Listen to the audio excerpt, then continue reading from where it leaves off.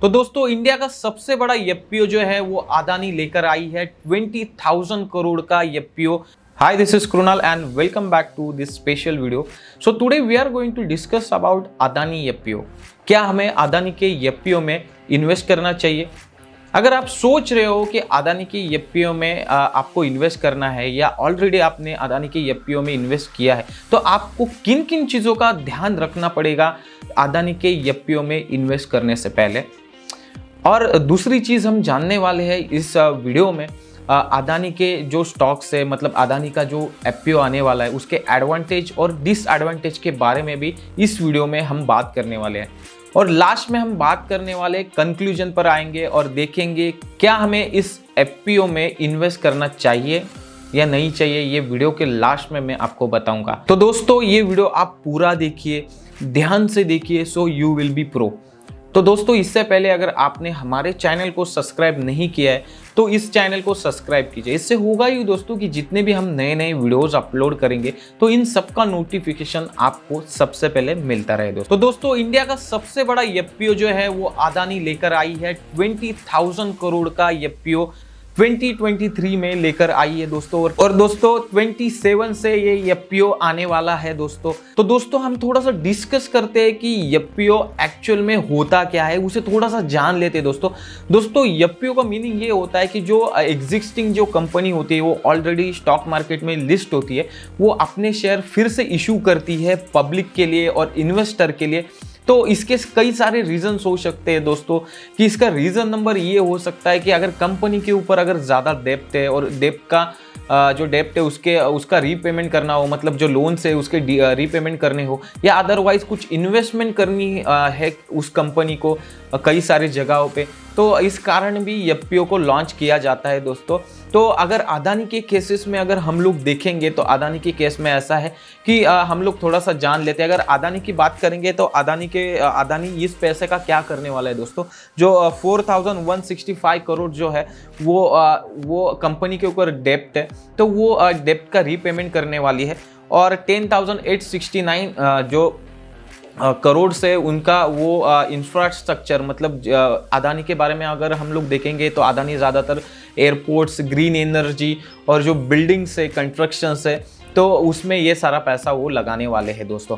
तो दोस्तों अभी थोड़ा सा हम लोग जान लेते हैं कि ये कब रिलीज होने वाला है। देखिए तो दोस्तों अदानी का जो एफपीओ है वो 27 जैन को ओपन होने वाला है और उसकी बिडिंग जो है वो 31 जैन को क्लोज होने वाली है दोस्तों। और इसकी जो अलॉटमेंट डेट रहेगी दोस्तों वो 3 फेब की अलॉटमेंट डेट रहेगी दोस्तों। अलॉटमेंट डेट मतलब क्या दोस्तों कि जो एफपीओ वो लगा है कि नहीं लगा ये आपको कैसे पता चलेगा, तो उसके लिए ये अलॉटमेंट डेट होने वाली है, वो 3 फेब को अलॉटमेंट डेट होने वाली है दोस्तों। उसके बाद अगर हम लोग देखेंगे कि जो रिफंड जो अमाउंट है, जो रिफंड अमाउंट होने वाली है 7 फेब को आपकी रिफंड अमाउंट होने वाली है। मतलब अगर आपने इन्वेस्ट किया है उस पैसे को और वो एफपीओ आपको लगा नहीं है तो वो पैसे आपको 7 फेब को आपके अकाउंट में क्रेडिट होने वाले हैं दोस्तों। और अगर लिस्टिंग की बात करेंगे दोस्तों, लिस्टिंग डेट की बात करेंगे तो 8 फेब को लिस्टिंग होने वाली है इस एफपीओ की। मतलब जो एनएससी और बीएसटी जो है हमारे पास दो बड़े स्टॉक एक्सचेंजेस है, उसके ऊपर इस एफपीओ की लिस्टिंग होने वाली है और उसके बाद वो लाइव होने वाले हैं दोस्तों। और दोस्तों इसका जो प्राइस बैंड होने वाला है वो 3,112 से उसकी बिडिंग स्टार्ट होगी और उसकी जो कट ऑफ जो प्राइस रहने वाली है वो रहने वाली 3,226। तो इस बीच में इसको आप अप्लाई कर सकते हो दोस्तों। और रिटेल लोगों के लिए दोस्तों, अगर आप रिटेल का इन्वेस्टर हो, अगर रिटेल लोग हैं हम लोग, तो उसके लिए 64 रुपीज़ का यहाँ पर डिस्काउंट प्राइस हम लोगों को मिलने वाला है दोस्तों। सबसे मोस्ट इंपॉर्टेंट है इस एफपीओ के लिए हमें अप्लाई करना चाहिए या नहीं करना चाहिए दोस्तों।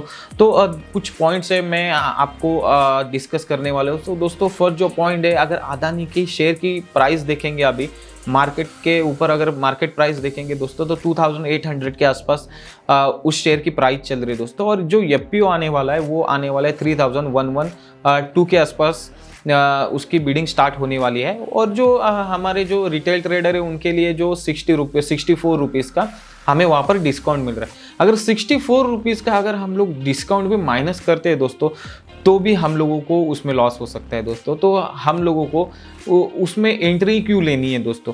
अगर वो वही चीज़ अगर हमें अगर मार्केट प्राइस पर सस्ती मिल रही है दोस्तों, तो हम लोग एफपीओ के लिए क्यों अप्लाई करें?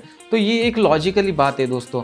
और सेकंड जो चीज़ है, जो एक रिपोर्ट में जारी किया है, जो हेम्बर्ग नाम की एक जो यूएस की कैपिटल फर्म है, तो उन्होंने एक रिपोर्ट में कहा है कि जो ये स्टॉक के ऊपर बहुत ज़्यादा कर्जा है, और ये हमें देख भी सकते हैं, ये स्टॉक के ऊपर बहुत ज़्यादा डेप्थ है, और ये स्टॉक बहुत ओवर वैल्यू स्टॉक है, ऐसे भी उनके रिपोर्ट में उन्होंने कहा है। और इस स्टॉक को मैनिपुलेट किया जा रहा है दोस्तों। अगर वो रिपोर्ट को छोड़कर अगर हम स्टॉक की भी प्राइस देखेंगे दोस्तों, तो अगर वो स्टॉक इतना नीचे जा रहा है तो थोड़ा सा हमें सतर्क होना चाहिए। और अगर हम लोग डेटा भी देखेंगे, अगर सब्सक्रिप्शन का डेटा देखेंगे कि कितने लोगों ने सब्सक्राइब किया इस IPO के एफपीओ के लिए, तो दोस्तों वो भी बहुत कम लोगों ने एफपीओ के लिए सब्सक्राइब हुए हैं। तो दोस्तों ये मुझे नहीं लग रहा है वैल्यू फॉर गुड डील, मुझे नहीं लग रही है। तो आई होप आपको ये वीडियो पसंद आया होगा, और आपको ये वीडियो पसंद आया होगा तो इस चैनल को लाइक, शेयर और सब्सक्राइब करना मत भूलना।